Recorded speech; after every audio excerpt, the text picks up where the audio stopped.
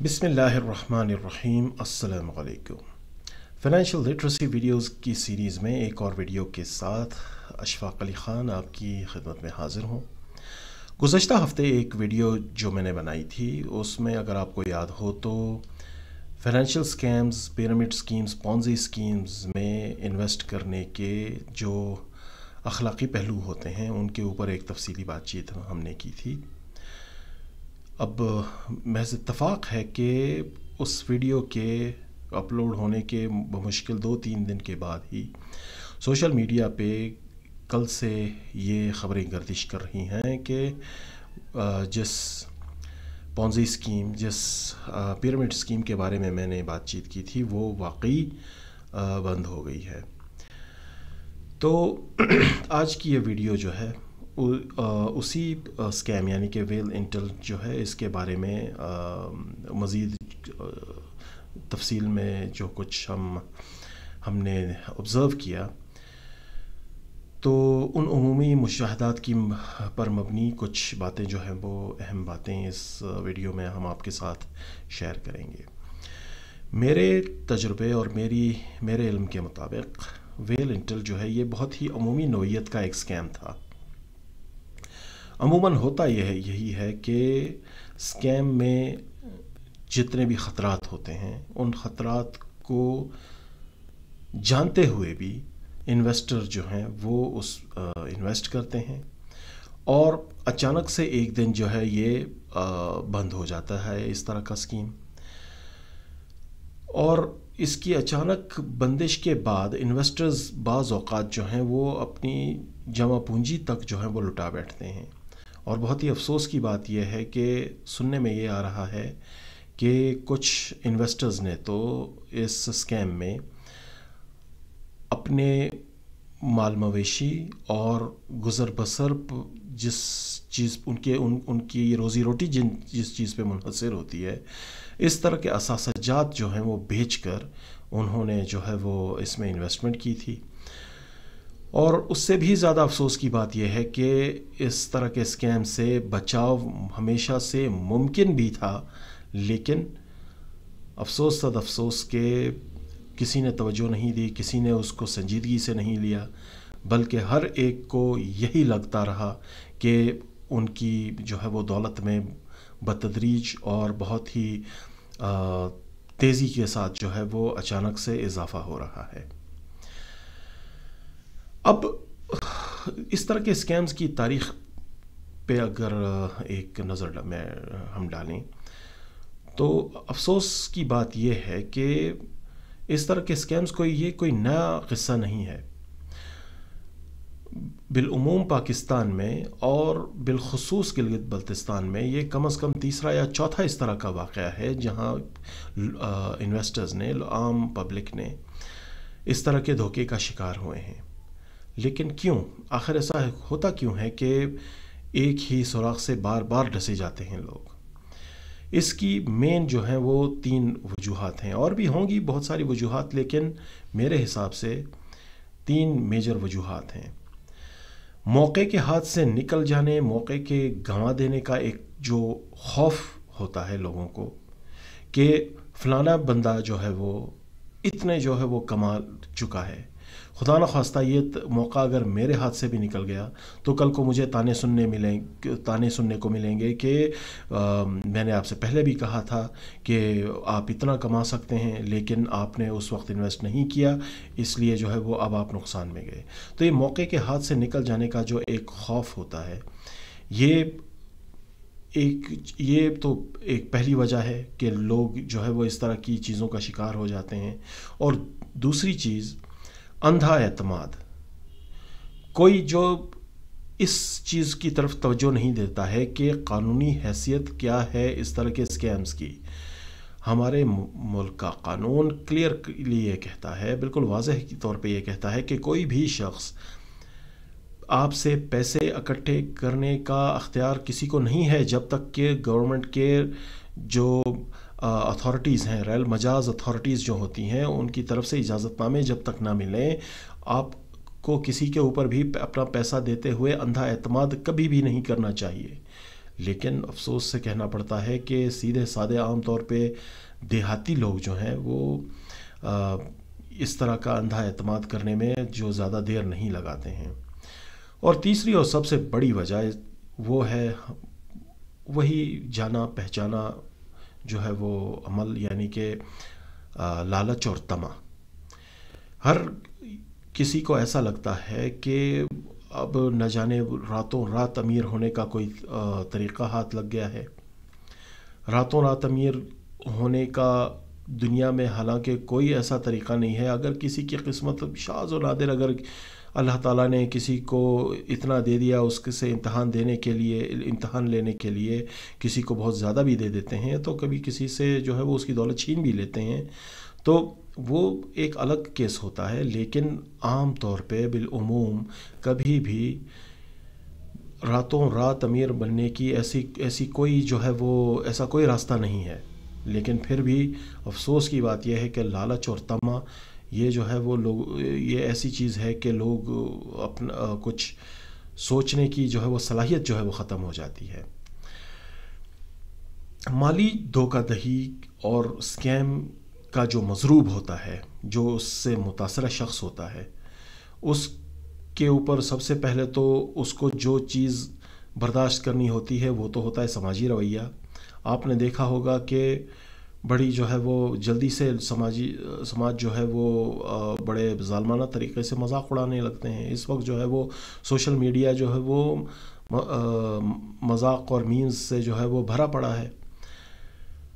مالی نقصان جو ہے وہ تو اپنی جگہ ہوتا ہی ہے کہ جس طرح پہلے میں نے عرض کیا کہ کچھ لوگ تو اپنی جمع پونجی تک لٹا بیٹھے ہیں.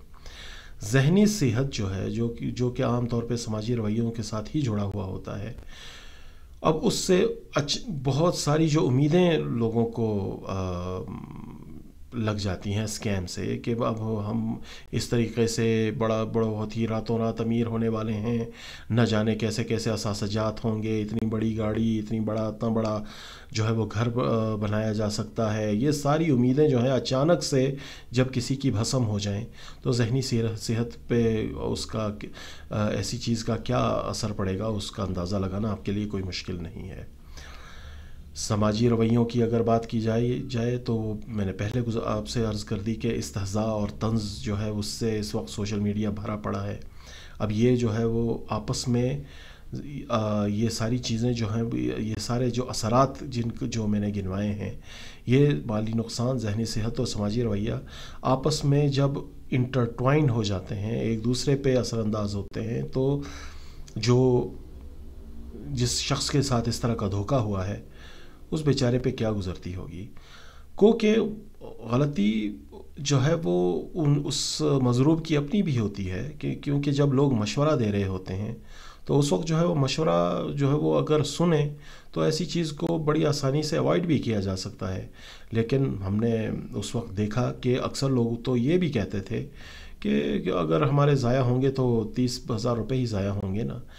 اب افسوس کی بات یہ ہے کہ 30,000 یعنی کہ کوئی یہ خیرات بھی نہیں کہا جا سکتا ہے. اس طرح کا کہ پیسے کو ضائع کرنا جو ہے وہ اس کو تو خیرات بھی نہیں کہا جا سکتا ہے.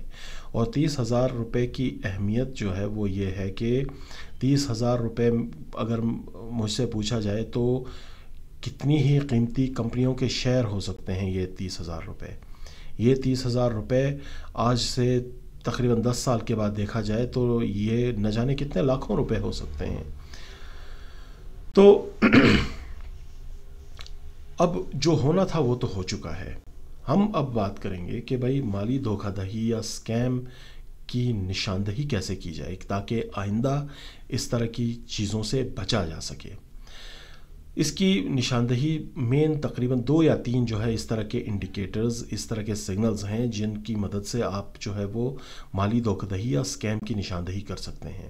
پہلی چیز تو یہ ہوئی کہ بغیر رسک کے اگر کوئی آپ کو بہت بڑے بڑے ریٹرنز کی امید دلاتا ہے تو سمجھ لیں کہ کچھ نہ کچھ دال میں کالا ضرور ہے. کوئی بھی دنیا میں اس طرح کا انویسٹمنٹ کا کوئی ایسا ایونیو، کوئی ایسا طریقہ موجود نہیں ہے جس کی बिना पर आपको 100%, 200% चंद ही महीनों के अंदर रिटर्न्स मिलें, ऐसी दुनिया में कोई शय नहीं होती है। अगर कोई इस तरह का इनोवेटर अगर आप हो जिसने कोई इस तरह का बिज़नेस बनाया हो, तो जाहिर सी बात है कि वो इस तरह के बिज़नेस में हर एक को इनवाइट भला क्यों करेगा। उसके तो अपने अपने तरीक़े हैं। अगर उसको कैपिटल इस तरीके चाहिए कि भाई मैं अपने बिज़नेस को आगे बढ़ाना चाहता हूँ, मेरे पास एक ऐसा आइडिया है जिसकी बिना पर बहुत बड़ा मैं बिज़नेस खड़ा कर सकता हूँ, तो ऐसी सूरत में तो वो ज़ाहिर है कोई बैंक के पास जाएगा, किसी स्टॉक मार्केट में जाएगा, किसी कॉर्पोरेट फाइनेंस के अदारे के पास जाएगा कि भाई मुझे जो है वो फाइनेंसिंग चाहिए, मैं इतनी बड़ी कंपनी बनाना चाहता हूँ। वो भला अपनी दौलत को ऐसे आम लोगों पे जिनके साथ जिनको वो जानता ही नहीं है, वो अपनी दौलत भला क्यों लुटाएगा कोई। तो बड़े बड़े रिटर्न्स की उम्मीद जब आपको कोई देता है तो वहीं पे समझ लें कि कुछ ना कुछ मसला है। दूसरा इंडिकेटर, जो कि इस इंडिकेटर को भी देखना परखना बहुत ही आसान है, लेकिन अफसोस से अब कहना पड़ता है कि इस चीज़ पे भी कोई तवज्जो नहीं देता है। याद रखें कि स्कैम के अंदर कोई हकीकी प्रोडक्ट या सर्विस मौजूद नहीं होती है।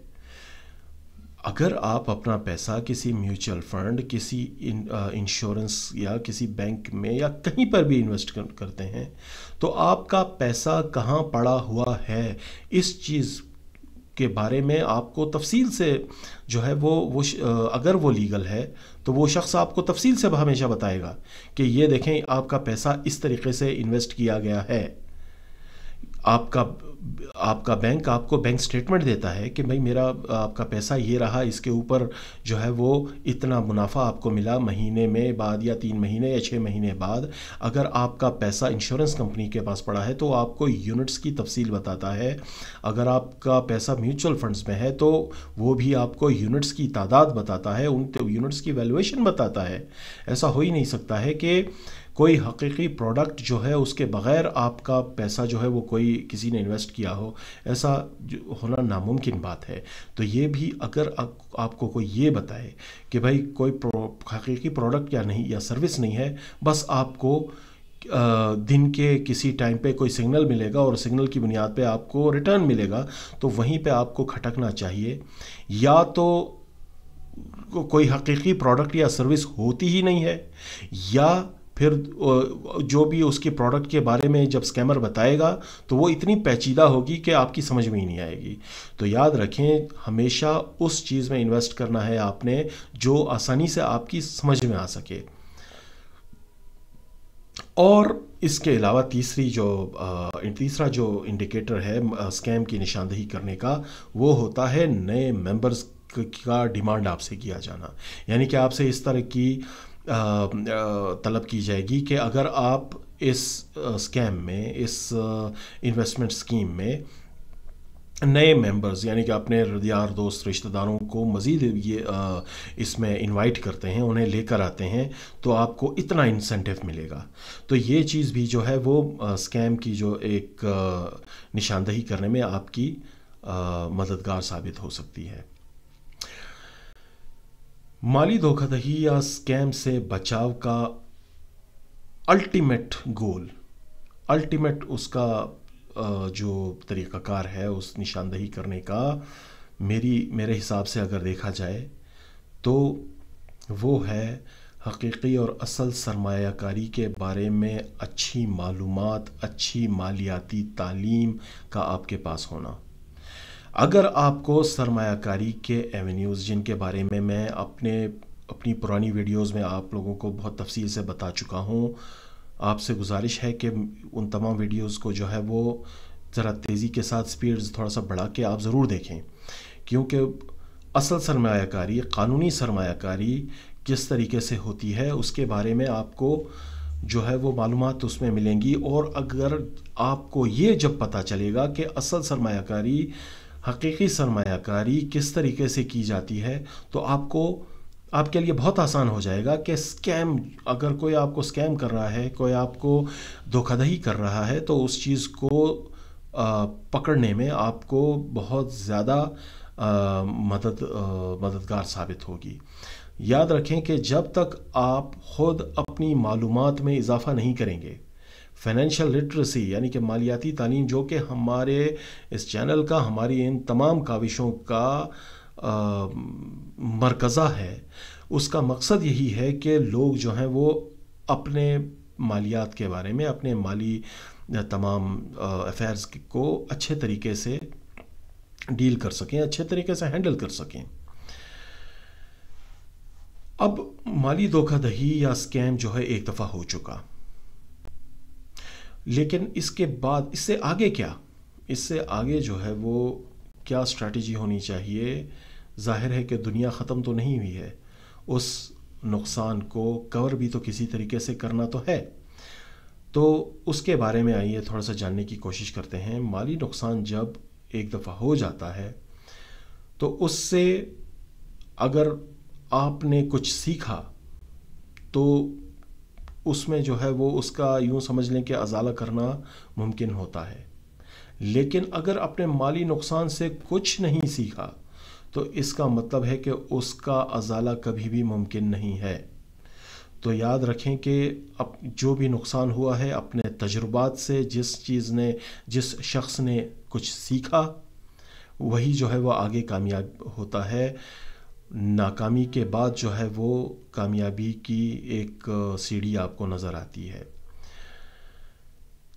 مالیاتی دھوکہ دہی اور سکیم کے بعد سب سے پہلا کام جو ہے وہ اس طرح کے مضروب کو، اس طرح کے جس کے ساتھ دھوکہ دہی ہوئی ہے، اس سے سب سے پہلا کام تو یہ کرنا چاہیے کہ تسلیم کرنا چاہیے اس چیز کو۔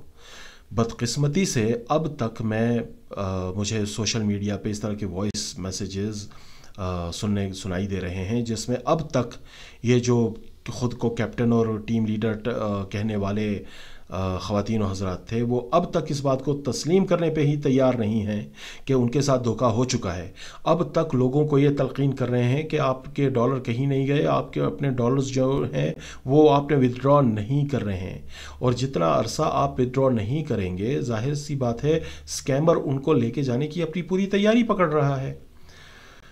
جب آپ تسلیم کریں گے تو پھر آگے کا بہتر منصوبہ آپ بنا سکتے ہیں۔ دوسرا جو آپ کام کر سکتے ہیں، اس میں تھوڑی سی ہمت پکڑ کے آپ نے ایسے لوگوں کو رپورٹ کرنا ہے۔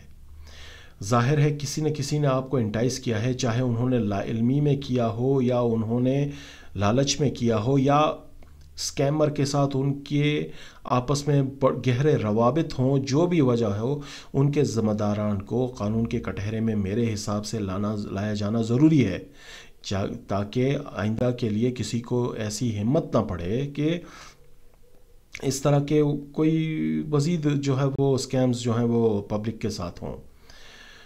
گزشتہ را سلوات، آئندہ را احتیاط، جب آپ اس کانسیپٹ کو لے کے چلیں گے تو تبھی بہتر سرمایہ کار بن سکیں گے۔ حقیقی آمدنی، حقیقی دولت یا حقیقی آپ کی ارننگ جو ہوتی ہے، کمائی جو ہوتی ہے، اس میں یاد رکھیں کہ بہت سارا وقت چاہیے، تحمل چاہیے اور منصوبہ بندی چاہیے۔ اس کے بغیر جو ہے وہ آپ یہ بات بھول جائیں کہ اچانک سے آپ کو کوئی چھپر پھاڑ کے کوئی دولت دے گا یا مل جائے گی خود بخود، ایسا کبھی بھی نہیں ہوتا ہے۔ سرمایہ کاری میں آپ کے تنوع ہونا، اس پہ بھی میں ایک مکمل ویڈیو بنا چکا ہوں کہ اس کی اہمیت کیا ہے۔ کبھی بھی اپنے قیمتی سرمایہ کو کسی ایک جگہ آپ ایک ساتھ سرمایہ کاری نہیں کرتے ہیں، اپنا پیسہ ایک ہی طرح کی انویسٹمنٹ میں آپ کبھی بھی نہیں رکھتے ہیں، بلکہ کم سے کم 4-5 مختلف قسم کے انویسٹمنٹ ایونیوز کے بارے میں آپ نے سوچنا ہوتا ہے، وہاں پہ آپ نے جو ہے وہ انویسٹ کرنا ہوتا ہے۔ آخر میں اس ویڈیو کے ریپ اپ میں ہم آپ کی کس طریقے سے مدد کر سکتے ہیں ایسی صورتحال میں، اس کے بارے میں ہم جو ہے وہ آپ سے یہ گزارش کرنا چاہیں گے کہ حقیقی سرمایہ کاری کے مواقع اور طریقوں کے بارے میں ہی یہ اپنا یوٹیوب کا چینل ہم نے بنایا تھا۔ اس کے اندر میوچل فنڈز، تنوع، مالی تعلیم اور مختلف مارکیٹس کس طریقے سے کام کرتی ہیں، ان کے بارے میں تفصیلی ویڈیوز جو ہیں وہ ہم وقتاً فوقتاً بناتے رہتے ہیں۔ تو آپ سے گزارش ہے کہ ہمارے یوٹیوب کے چینل، ہمارے واٹس ایپ کے گروپ کو جوائن کیجئے، سبسکرائب کیجئے، تاکہ وقتاً فوقتاً کوئی بہتر مشورہ ہم آپ کو دے سکیں۔ میں پر امید ہوں کہ اس تلخ تجربے کے بعد کچھ نہ کچھ لوگوں نے سیکھا ہوگا، اور یہی وقت ہے کہ اس کے بعد بہتر طریقے سے انویسٹ کرنے کی طرف لوگ آئیں گے، اس پہ توجہ دیں گے، کچھ سیکھنے کی کوشش کریں گے، تاکہ آئندہ اپنی مالی جو مستقبل ہے اس کو محفوظ بنایا جا سکے۔ آپ کا پیسہ آپ کے بچوں اور آپ کے آنے والی نسلیں جو ہیں وہ اس پہ ڈیپینڈ کرتی ہیں۔ یہ بات ہمیشہ یاد رکھیے۔ Thank you very much. اللہ حافظ۔